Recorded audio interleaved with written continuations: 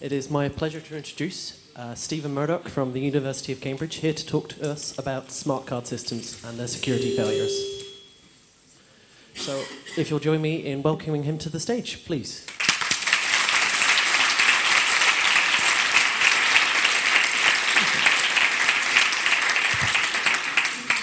Okay, good afternoon, everyone. Hope you can hear me okay. So this is some work that I've been doing on the security of the chip and pin system in the UK, which I've been doing with two of my colleagues, Ross Anderson and Sarge Rimmer. We're all from the security group at University of Cambridge. So for those of you who don't know of the terminology, the chip and pin system is the UK implementation of the EMV protocol. EMV stands for Europay, MasterCard and Visa, and it's the most widely deployed smart card payment system in the world. It's fully deployed across the UK. It's deployed also throughout most of Europe, a few exceptions, I think, apart from Italy. It's fully deployed. It's the same in Germany. And it's also starting to be rolled out in North America. Not so much continental US, but it has been started to be rolled out in Canada. It applies to both credit and debit card payments. From the perspective of the protocol, it's entirely identical. And the way it appears to the customer is they put their smart card into the point of sale terminal. They are shown the amount that they're going to authorise. They enter their PIN. If the PIN is correct, and this is verified by the card itself, not by connecting to the bank, if the PIN is correct, then the transaction is authorised. So now let's look into a little bit more detail about how this works in the underlying protocol. The actual specification for EMV is huge. It's about 3,000 pages. So this is a very high-level overview. I'm only going to talk about the UK implementation, but the system in Germany is very similar. So firstly, the customer puts their card into a device called the PIN entry device, commonly called a terminal, but this is consisting of a smart card reader and a PIN pad. The card then sends to the PIN entry device the card details, which is the account number, the cardholder name, expiry date, and a whole bunch of other details. It also has a public key certificate that is signed by the bank, which is in turn signed by someone like Visa or MasterCard, to say that this is a real smart card issued by a particular bank to a particular account number. And also, at least in the UK, a copy of the magnetic stripe details is stored. That's because a lot of banking infrastructure is fairly old. It's based on systems that haven't been updated and are very expensive to update. So for backwards compatibility, there's still the possibility of doing the equivalent transaction to a magstripe transaction. And there are two weak points of this protocol, and that's one of them, the copy of the magnetic stripe. And then, once the card has sent all its details, the PIN entry device will send to the card the transaction, so the amount, how much value it's for, also the currency and the type. The type might be, it's going to be a point of sale goods, or it could be cashback, or it could be ATM. And then, if the card is happy, it will ask the customer to enter the PIN. The customer will enter the PIN into the PIN entry device, and that gets sent unencrypted to the card. And that's the second weak point of the protocol. And then finally, the card will check whether the PIN is correct. If the PIN is wrong, it will decrement a counter, and it will only allow a PIN to be verified incorrectly 3 times in a row. But if it's correct, it will return an authorization code to the PED, and the PED will pass that to the bank, and then the transaction is complete. So there's 2 bits of information here that must be kept confidential. There's the magstripe details, and there's the PIN.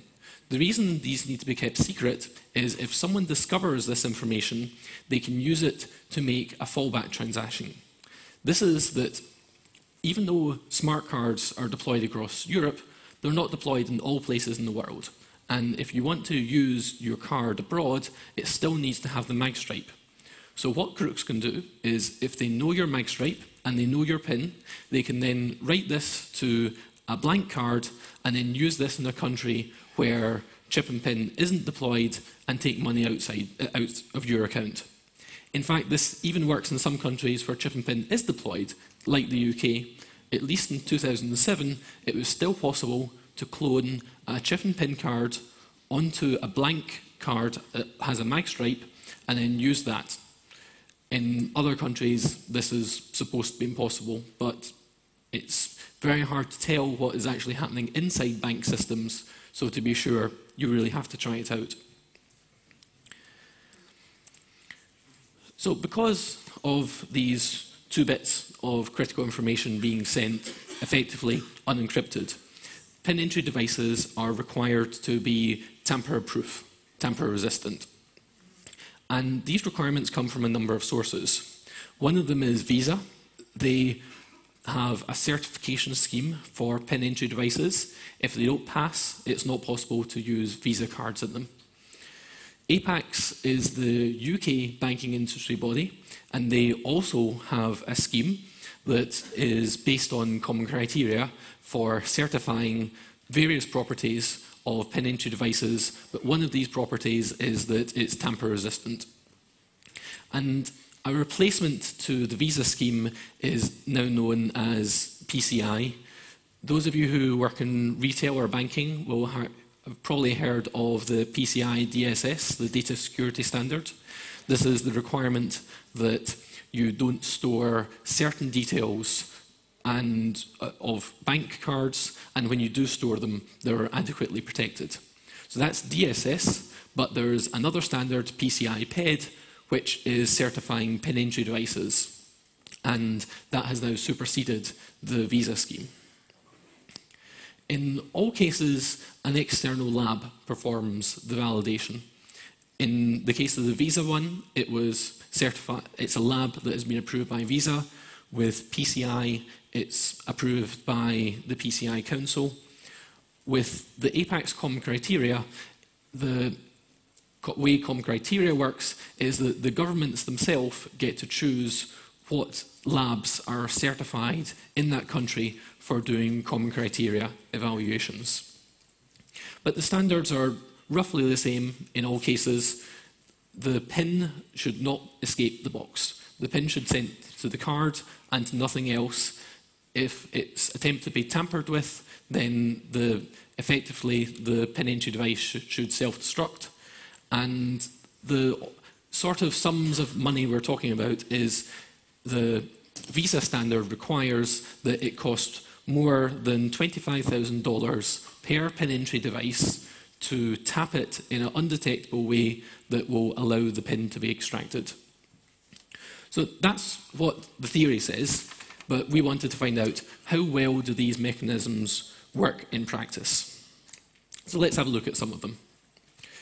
This is the Dione terminal, the Dione Extreme, and it has a fairly simple tamper-resistant mechanism. You can see the yellow thing, that's a battery backup. That's how it stores the data in the non-volatile memory. And there's this blue thing on one side and a contact on the other. These keep the connection to the battery closed, but if you open up the case, then the battery is connected and it wipes its keys. The idea is then that the device is useless and has to be sent back to the manufacturer. This is not particularly secure for a number of reasons, one of which is that it's comparatively easy to drill in through the back and then defeat this tamper-resistant measure. All you have to do is short out the contacts so it doesn't work, but at least they're trying. This is the Ingenico terminal, which I'm going to concentrate on in this talk. And this has much more sophisticated tamper-resistant measures. So this thing that is shown in the circle is a microswitch, and it is depressed by a plate on the other side of the casing. And also, there's this steel plate over the switch to make it a bit harder to drill through and try to defeat it. That was the back, but on the front, you can see that there's these normal contacts that are for the keypad, but also between each of these normal switches, there's these 4 extra switches, and these are depressed by the front surface. And these make contact with extra contacts that are put on the circuit board. So if you lift open the front, then it disconnects the battery and deletes the keys and makes the device useless.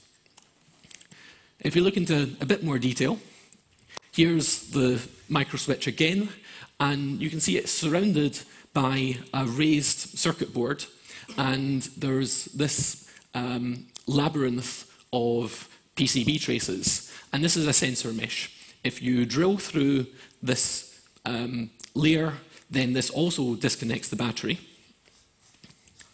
On the circuit board, an entire layer of the multi-layer circuit board is another one of these tamper meshes. So if you drill through the PCB, then you are going to be detected.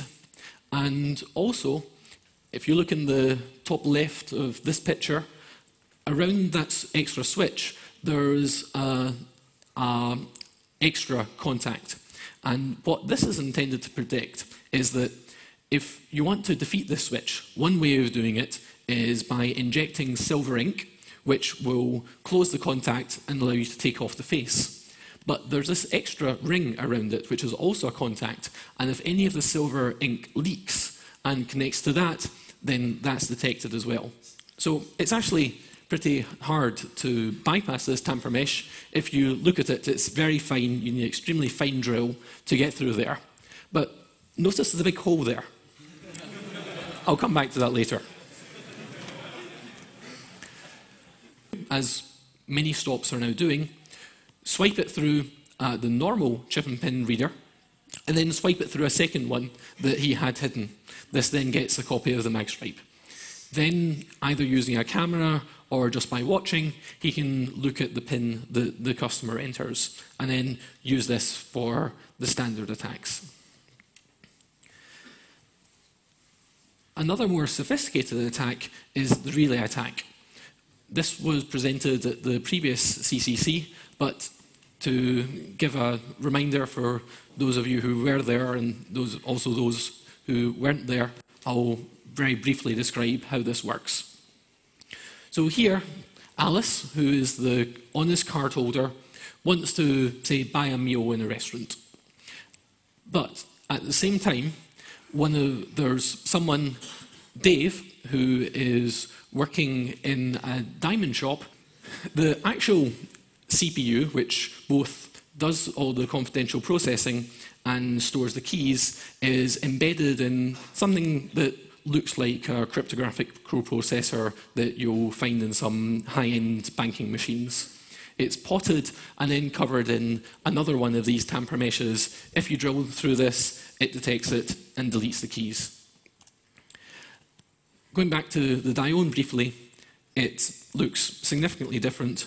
All that happens here is that the module, which contains both the CPU and the memory and the clock crystal, and also the keypad, is potted into epoxy, and we can see that you can fairly easily get through the epoxy. There's no tamper mesh, and you can drill into the CPU if you like, but in fact you don't need to go that far. So, at least in the Ingenico terminal, and to a certain extent the Dione terminal, the tamper resistance measures are quite extravagant. It is going to be quite a challenge to open up the case, although criminals have been able to do this, and even more of a challenge to get into the CPU and extract the keys. But these keys are not all that useful to a fraudster, because all these keys do is protect the communication between the